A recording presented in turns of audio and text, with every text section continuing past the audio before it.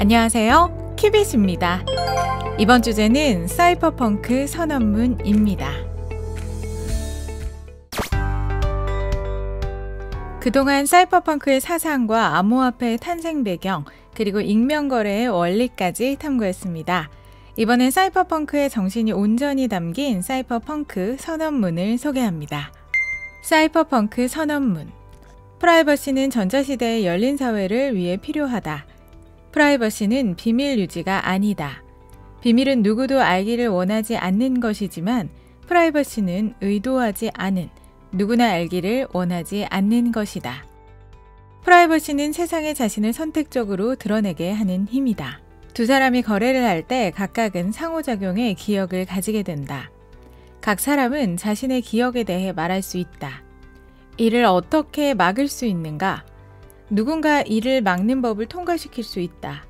허나 열린 사회에서 언론의 자유는 프라이버시보다도 중요하다. 우리는 어떤 식의 표현이든 제한하지 않기를 바란다.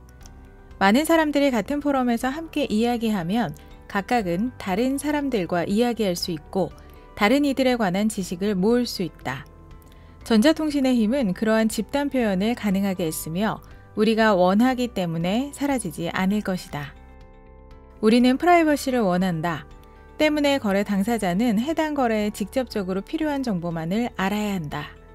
어떤 정보라도 노출될 수 있기 때문에 가능한 한 적은 정보를 공개해야 한다. 대부분의 경우 개인 신원은 핵심이 아니다.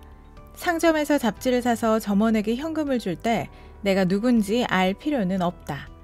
이메일 공급자에게 메시지를 주고받을 것을 요청할 때 공급자는 내가 말하는 사람이나 말하는 내용 또는 다른 사람이 나에게 말하는 내용을 알 필요가 없다. 공급자는 메시지를 받는 방법과 나에게서 받아야 할 수수료가 얼마인지에 대해서만 알아야 한다. 내 신원이 거래 절차에 의해 드러나면 나는 프라이버시를 잃게 된다. 나는 여기서 자신을 선택적으로 드러낼 수 없다. 나는 항상 스스로 자신을 드러내야 한다. 열린 사회의 프라이버시는 익명 거래 시스템을 필요로 한다. 지금까지는 현금이 주요 시스템이었다. 익명 거래 시스템은 비밀 거래 시스템이 아니다. 익명 거래 시스템은 개인이 원할 때에만 자신의 신원을 드러낼 수 있게 한다. 이것이 프라이버시의 본질이다. 열린 사회의 프라이버시는 또한 암호 기술을 필요로 한다. 내가 어떤 것을 말하면 의도한 사람만이 듣기를 원하는 것이다. 내가 말한 내용이 전 세계에 공개되면 나는 프라이버시를 잃게 된다. 암호화는 프라이버시에 대한 갈망을 나타내는 것이며 약한 암호 기술을 이용한 암호화는 프라이버시에 대한 갈망이 강하지 않다는 것을 나타낸다. 나아가 익명성을 전제로 누군가의 신원을 밝히기 위해서는 암호 서명이 필요하다. 정부, 기업 또는 또 다른 정체불명의 거대 기관이 우리에게 선의로 프라이버시를 허락할 거라 기대할 수는 없다.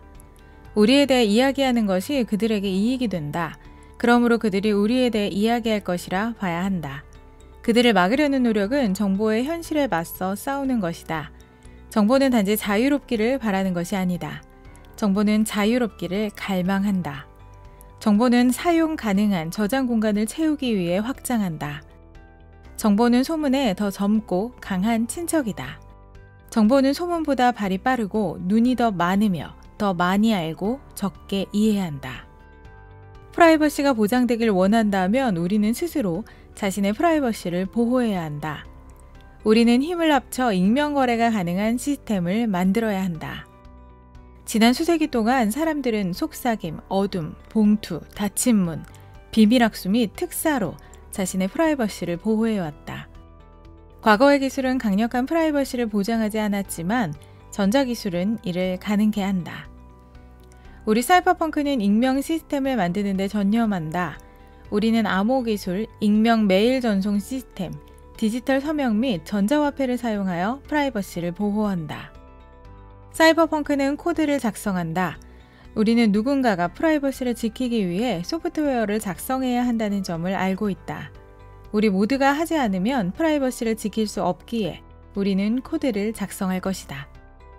우리는 동료 사이버펑크가 연습하고 쓸 수 있도록 코드를 게시한다. 우리의 코드는 전 세계에서 누구나 자유롭게 사용할 수 있다. 당신이 우리가 작성한 소프트웨어를 승인하지 않는다 해도 우리는 신경 쓰지 않는다. 우리는 소프트웨어가 파괴될 수 없고 광범위하게 분산된 시스템을 차단할 수 없다는 사실을 안다. 사이퍼펑크는 암호 기술에 관한 규제를 규탄한다. 암호화는 근본적으로 사적 행위이기 때문이다. 사실 암호화 행위는 공공 영역에서 정보를 제거한다. 암호 기술에 반대하는 법조차도 국가의 국경과 폭력이 닿는 범위 밖에는 미치지 못한다. 암호 기술은 필연적으로 전 세계에 퍼져나갈 것이며 이를 통해 익명 거래 시스템이 가능할 것이다. 프라이버시가 널리 퍼지기 위해서 이는 사회 계약의 일부가 되어야 한다. 사람들은 공익을 위해 이 시스템을 함께 배치해야 한다. 프라이버시는 오직 사회에서 동료의 협력만큼 확장한다. 우리 사이퍼펑크는 당신의 질문과 관심을 추구한다.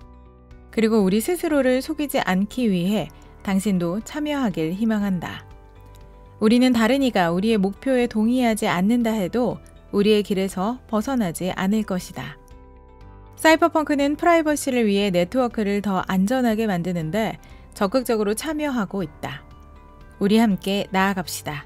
앞으로 에릭 휴즈 1993년 3월 9일 약자에게 프라이버시를, 강자에게 투명성을. 사이퍼펑크 선언문이 주는 메시지는 분명합니다. 타인의 간섭과 통제로부터 자유로울 권리인 프라이버시를 추구하죠. 동시에 이를 보장하기 위해 대규모 감시와 검열에 저항하는 것. 그러나 전자시대의 열린 사회에선 정보가 곧 돈이자 권력입니다. 이 정보를 독점하기 위해 국가와 기업을 비롯한 거대 기관은 물불을 가리지 않습니다. 때문에 정보의 독점이 가속화될수록 약자는 더욱 정보로부터 소외되고 강자는 더 많은 정보에 접근할 힘을 가지게 될 겁니다. 열린 사회의 승자와 패자가 가려지게 되는 것이죠. 조지 오웰의 소설 1984 그리고 윌 스미스 주연의 영화 에너미 오브 스테이트처럼 감시와 검열이 일상이 되는 디스토피아적 세계가 미래의 열린 사회가 될지도 모릅니다. 미래가 우리의 바람처럼 항상 긍정적인 방향으로 가는 것은 아닙니다. 오히려 역사가 우리에게 주는 교훈은 그 반대입니다. 사이버펑크가 우리에게 던지는 또 다른 메시지는 대규모 감시와 검열에 저항하는 도구로서 암호 기술을 적극적으로 사용하자는 겁니다. 이 메시지를 적극 실현한 사람이 우리가 익히 알고 있는 줄리언 어산지, 에드워드 스노든, 나카모토 사토시 같은 사이버펑크 전사들이었죠. 이들은 아마도 감시와 검열이 일상이 되는 사회를 우려해 적극적 행동에 나선 것이 아니었을까요? 이후 줄리언 어산지, 에드워드 스노든은 정부의 수배를 피해 망명했고 나카모토 사토시는 스스로 사라지는 길을 택했습니다. 이들에게 프라이버시라는 가치는 자신의 인생을 던질 만큼 소중한 것이었기 때문에 위협을 무릅쓰고 행동에 나선 것일 겁니다. 대신 우리는 위키리스트, 비트코인, 그리고 국가 감시에 대한 진실을 얻게 되었습니다. 사이버펑크 선언문에 나온 하나의 예시로서 익명 거래 시스템이 있습니다. 사이버펑크 선언문이 나온 1993년으로부터 16년이 지난 2009년, 우리는 이 익명 거래 시스템을 가능케 할 암호 기술을 마침내 가지게 됐습니다. 바로 블록체인이란 분산 원장 기술입니다. 중앙 권력의 감시와 통제로부터 자유로운 P2P 익명 거래 시스템을 가지게 된 것이죠. 이 블록체인이란 놀라운 기술을 통해 말입니다. 사이퍼펑크 편을 통해 말씀드리고 싶었던 점은 사이퍼펑크가 그렇게 집요하게 원하던 익명 거래 시스템이 드디어 비트코인을 통해 구현되었다는 점입니다. 그리고 이 익명 거래 시스템을 가능케 한 핵심에 블록체인이란 기술이 자리 잡고 있었다는 것이죠. 물론 비트코인에는 익명성의 한계가 있었습니다. 그러나 비트코인 이후에 나온 후세대 암호화폐가 익명성을 개선한 기술을 선보이고 있습니다. 프라이버시와 국가의 감시, 그리고 탈중앙화와 중앙집권화.